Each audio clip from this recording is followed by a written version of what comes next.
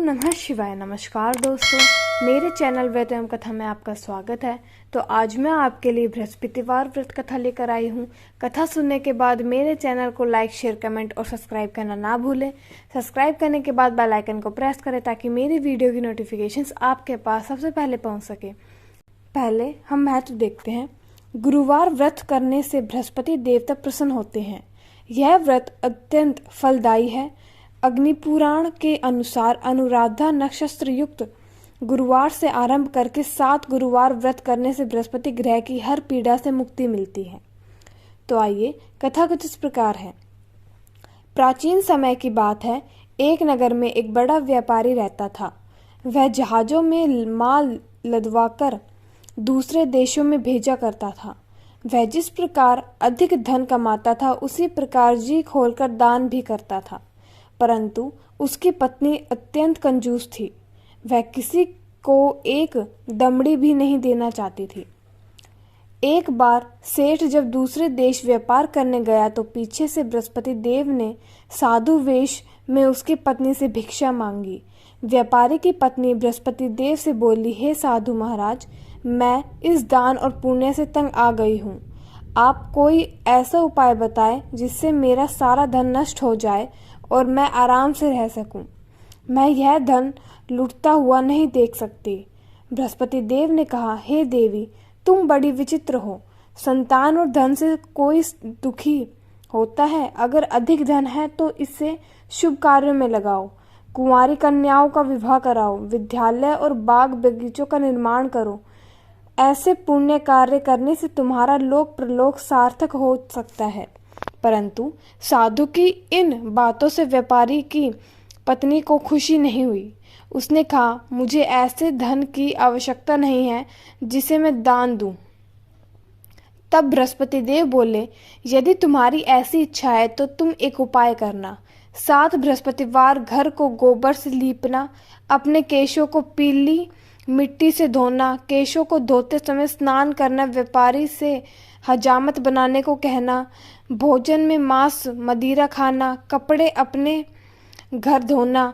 ऐसा करने से तुम्हारा सारा धन नष्ट हो जाएगा।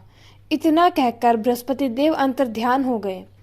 व्यापारी की पत्नी ने जब बृहस्पति देव के कहे अनुसार 7 बृहस्पतिवार वैसा ही करने का निश्चय किया। केवल 3 बृहस्पतिवार बीतते थे कि उसी समस्त धन संपत्ति नष्ट हो गई और वह परलोक सिधार गई। जब व्यापारी वापस आया तो उसने देखा कि उसका सब कुछ नष्ट हो चुका है। उस व्यापारी ने अपनी पुत्री से सांत्वना दी और दूसरे नगर में जाकर बस गया। वहां वह जंगल से लकड़ी काट कर लाता और शहर में बेचता। इस तरह वह अपना जीवन व्यतीत करने लगा। एक दिन उसकी पुत्री ने दही खाने की इच्छा प्रकट की, लेकिन व्यापारी के पास दही खरीदने के पैसे नहीं थे। वह अपनी पुत्री को आश्वासन देकर जंगल में लकड़ी काटने चला गया। वहां एक वृक्ष के नीचे बैठ अपनी पूर्व दशा का विचार करने रोने लगा। उस दिन बृहस्पतिवार था। तभी वहां बृहस्पति देव साधु के रूप में सेठ के पास आए और बोले, हे मनुष्य, तू इस जंगल में किस चिंता में बैठा है?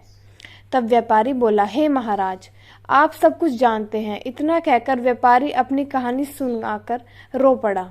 बृहस्पति देव बोले, देखो बेटा, तुम्हारी पत्नी ने बृहस्पति देव का अपमान किया था, इसी कारण तुम्हारा यह हाल हुआ है।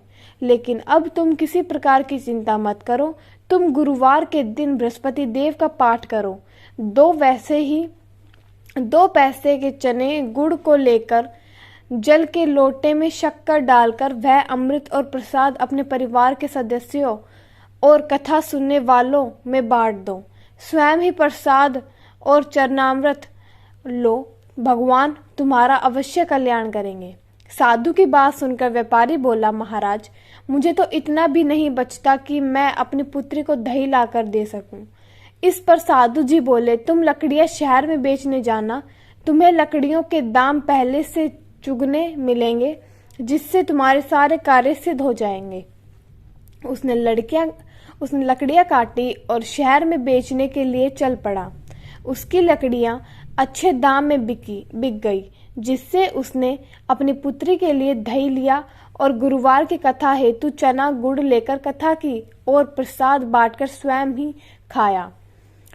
उसी दिन से उसकी सभी कठिनाइयां दूर होने लगी, परंतु अगले बृहस्पतिवार को वह कथा करना भूल गया। अगले दिन वहां के राजा ने एक बड़े यज्ञ का आयोजन कर पूरे नगर के लोगों के लिए भोज का आयोजन किया।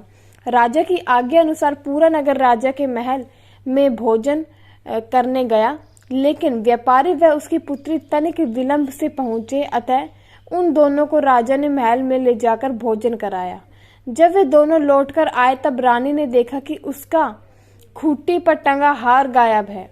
रानी को व्यापारी और उसकी पुत्री पर संदेह हुआ कि उसका हार उन दोनों ने ही चुराया है। राजा की आज्ञा से उन दोनों को कारावास की कोठरी में कैद कर दिया गया। कैद में पकड़कर दोनों अत्यंत दुखी हुए।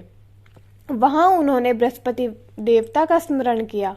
बृहस्पति देव ने प्रकट होकर व्यापारी को उसकी भूल का आभास कराया और उन्हें सलाह दी कि गुरुवार के दिन कैद खाने के दरवाजे पर तुम्हें 2 पैसे मिलेंगे, उनसे तुम चने और मुनका मंगवाकर विधि पूर्वक बृहस्पति देवता का पूजन करना, तुम्हारे सब दुख दूर हो जाएंगे। बृहस्पतिवार को कैद खाने के द्वार पर उन्हें 2 पैसे मिले।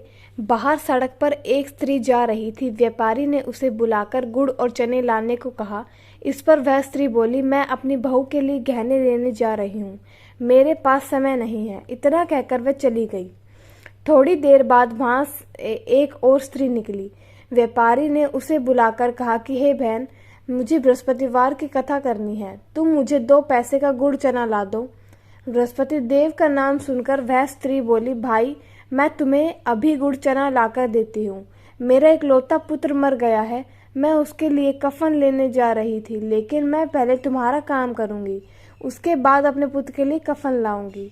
वह स्त्री बाजार से व्यापारी के लिए गुड़ चना ले आई और स्वयं भी बृहस्पति देव की कथा सुनी। कथा के समाप्त होने पर वह स्त्री कफन लेकर अपने घर गई। घर पर लोग उसके पुत्र की लाश को राम राम नाम सत्य है कहते हुए शमशान ले जाने लगे। स्त्री बोली, मुझे अपने लड़के का मुख देख लेने दो। अपने पुत्र का मुख देखकर उस स्त्री ने उसके मुंह में प्रसाद और चरणामृत डाला। प्रसाद और चरणामृत से के प्रभाव से वह पुनः जीवित हो गया। पहली स्त्री जिसने बृहस्पति देव का निरादर किया था, वह जब अपने पुत्र के विवाह हेतु पुत्र वधू के लिए गहने लेकर लौटी और जैसे ही उसका पुत्र घोड़ी पर बैठकर निकला, वैसे ही घोड़ी ने ऐसी उछाल मारी कि वह घोड़ी से गिरकर मर गया। यह देख स्त्री रो रोकर बृहस्पति देव से क्षमा याचना करने लगी। उस स्त्री की याचना से बृहस्पति देव साधु वेश में वहां पहुंचकर कहने लगे, देवी तुम्हें अधिक विलाप करने की आवश्यकता नहीं है, यह बृहस्पति देव का अनादर करने के कारण हुआ है। तुम वापस जाकर मेरे भक्त से क्षमा मांगो, कथा सुनो, तभी तुम्हारी मनोकामना पूर्ण होगी। जेल में जाकर उस स्त्री ने व्यापारी से माफी मांगी और कथा सुनी। कथा के उपरांत वह प्रसाद और चरणामृत लेकर अपने घर वापस गई। घर आकर उसने चरणामृत अपने पुत्र के मुख में डाला। चरणामृत के प्रभाव से उसका पुत्र भी जीवित हो उठा। उसी रात बृहस्पति देव राजा के सपने में आए और बोले, हे राजन, तूने जिस व्यापारी और उसके पुत्री को जेल में कैद कर रखा है वह बिल्कुल निर्दोष है। तुम्हारी रानी का हार वहीं खूंटी पर टंगा है। दिन निकला तो राजा रानी ने हार खूंटी पर लटका हुआ देखा।